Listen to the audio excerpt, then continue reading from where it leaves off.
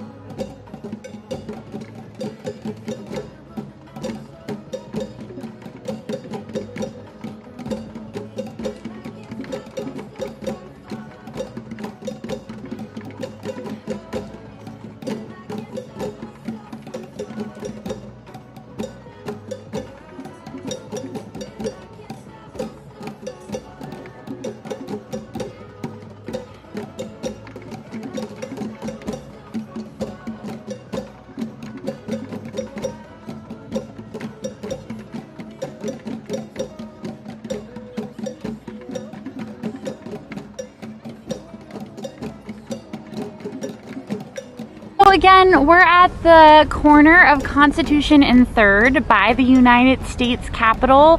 People are here to protest Trump's State of the Union. We have signs that say things like "huge liar."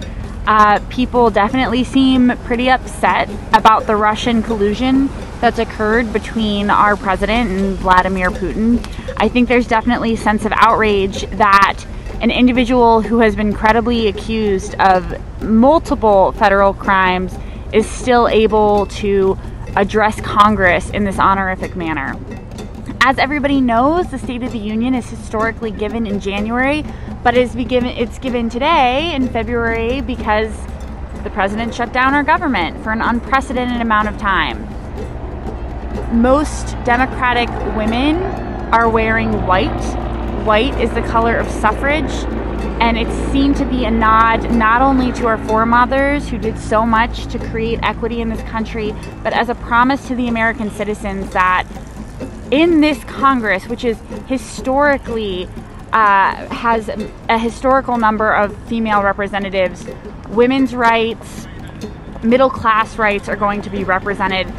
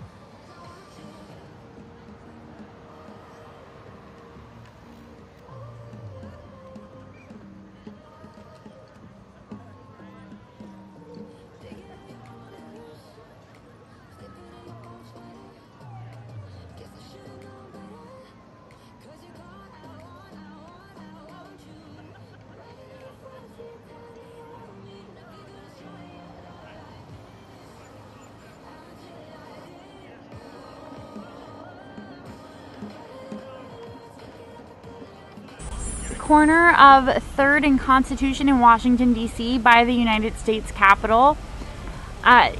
Protesters are here protesting Trump's State of the Union address. There is also an added sense of rage at the president for, along with his many egregious actions, Congress is working against a February 15th deadline, or the president is threatening to once again shut down the government and or declare a national emergency so he can get the funding he needs for his infamous wall. People are furious, interestingly, on both sides of the aisle. Border security experts have pointed out ad nauseum that a concrete wall would do little to nothing to prevent illegal immigration, and it would be a drain of billions of dollars at a time when our country could use that money and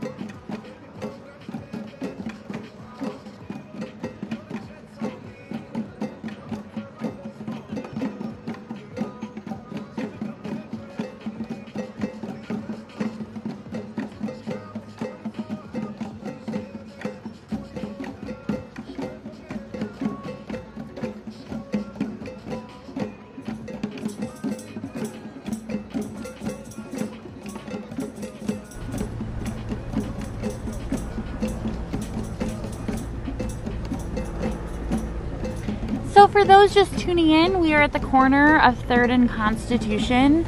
Protesters are standing ideally to send a message to President Trump's motorcade as he drives to the Capitol to deliver the State of the Union address. Legally speaking, the State of the Union does not have to be a performative event.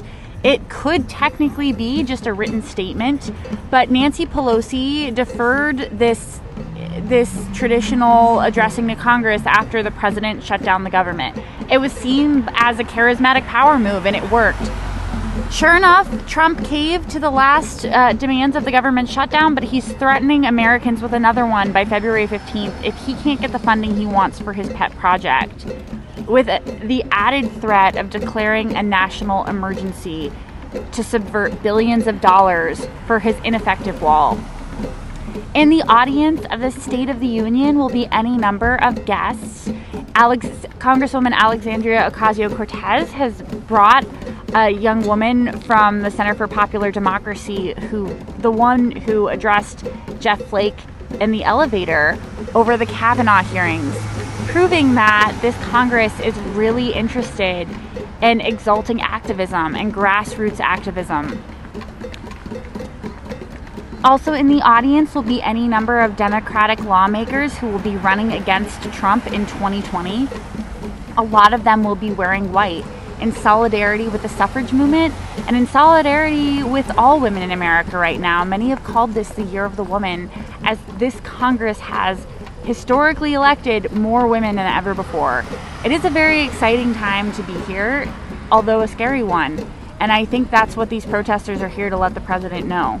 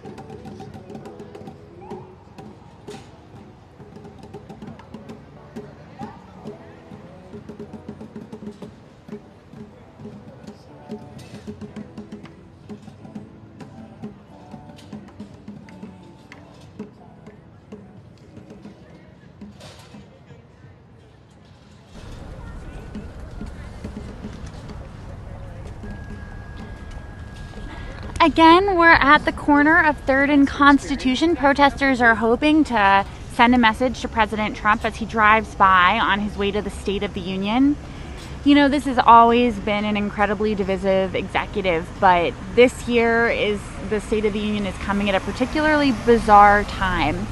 As everybody knows, it's weeks late due to the Trump-instigated government shutdown.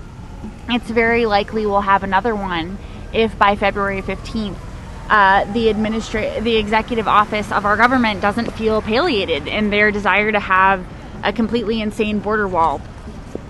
Trump has suggested aggressively over and over again over the past few months that if not given what he wants, he will declare a national emergency and subvert billions of dollars for a project that nobody on either side of the wall or in the American citizenry wants or needs. It's suspected that the president will talk a lot about illegal immigration and, per usual, will bypass the labor need that America has for people from other countries. Since the Trump administration's policies on immigration were put into place, the American agricultural part of the economy has seen a serious problem with people being unwilling to work. ICE has any number of Americans completely terrified, documented and undocumented, because again, a lot of people have been taken up who technically are citizens.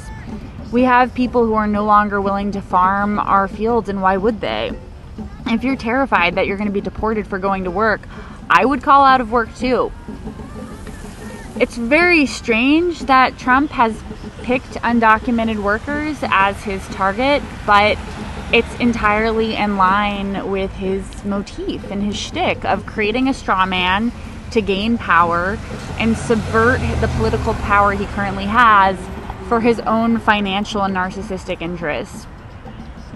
A lot of the signs here are alluding to Russian collusion. Trump has been pretty blatant about collaborating with Vladimir Putin to gain power for his own personal and business interests. It's not even really a question at this point. The question is more when and to what extent he will be tried. So we have an unprecedented situation in American history where the person about to give the State of the Union is pretty much a black and white example of a traitor. A lot of the women here, Democratic women especially, are wearing white as a nod to the suffrage movement. And this has been a really groundbreaking election cycle for Democratic women especially. We have in this audience the most diverse Congress to ever exist on the Capitol Hill, and a lot of people have a great amount of hope about that.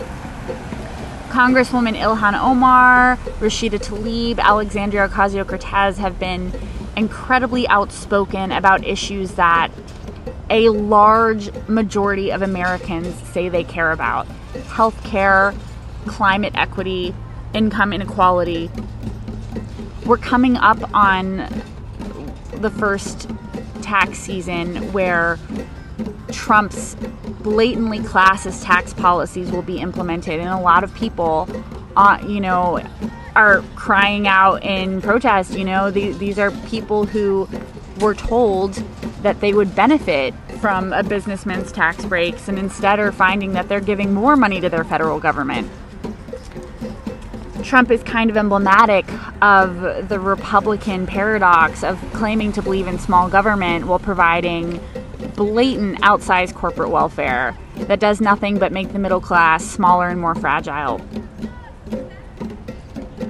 Early White House comments said that the State of the Union this year would be bipartisan and often offer an olive branch to the Democrats and to the many majority of Americans who disagree with the president. But early leaks from the White House say that that's also unlikely. It seems like another situation where Sarah Sanders is telling people the highly diluted and politicized version of the truth, when the reality is Trump is furious that the government shutdown didn't go his way. He's furious that his crazy wall is not in the process of being built, and it's very likely that he'll have some, let's just say, Twitter-worthy comments to make to lawmakers like Speaker Pelosi, who, in an incredible show of craftsmanship and charisma, really did bring down his lies. Ideally, we won't be seeing another shutdown, as the average federal worker, and again, this isn't including contractors or other people who are affected, but the average federal worker lost thousands of dollars during Trump's month-long shutdown. And a lot of people are terrified, anxious, and furious about the prospect of another one, particularly another one so soon.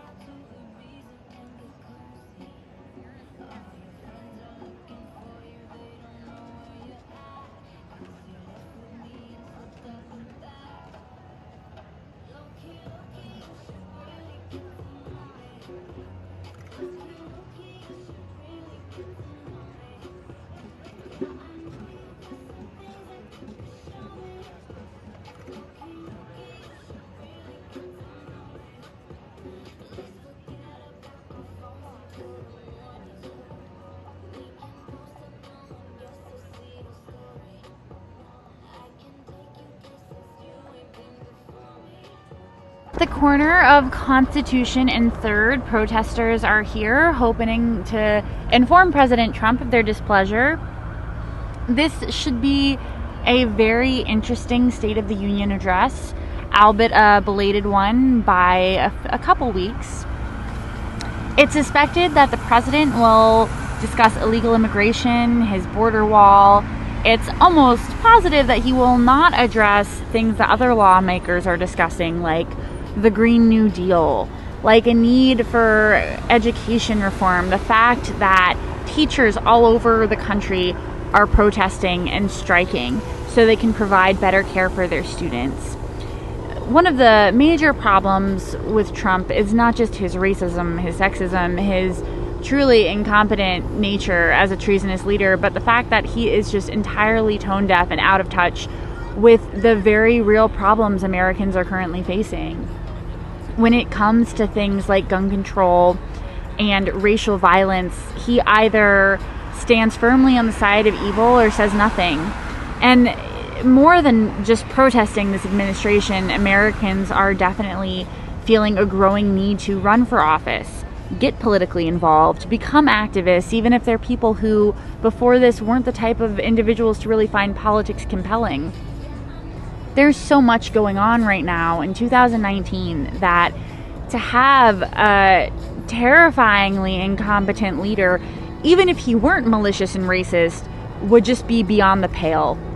A lot of these signs are referencing Russian collusion and the pretty overt fact that Trump has collaborated with Vladimir Putin for his own financial gain. It's really an insane thing that, you know, we've had any number of racist, corrupt presidents in our time, but again, it's the overt nature and the treason really that puts Trump in a historically unique position, in a historically infamous position. He is probably, with 100% certainty, the first person to acquire the office of presidency with no interest in being president. This is something that he did as a power move, as an attempt to augment his business prospects, and he didn't expect to win, but now here he is shutting down the government, costing the average government worker thousands of dollars, tanking the economy, and people are furious. People are rightly with justice mad. If you are tuning in at home, you know, now is definitely the time to call your representatives and let them know what you think and urge them to not cave to this bizarre border wall situation, to not cave to this government hostage taking, and to again stay vigilant and keep showing up for things like But the bad news is the president took the other route. So the decoy motorcade would have come this way. The president went up the other way. We had folks over there with all the flags and signs too. But we're not going to have, they've unsecured the route, you can tell. So if you've got one of the big flags, please leave it. The very small flags you guys can keep. We'll see you next year, guys. We'll do it again. Thank you.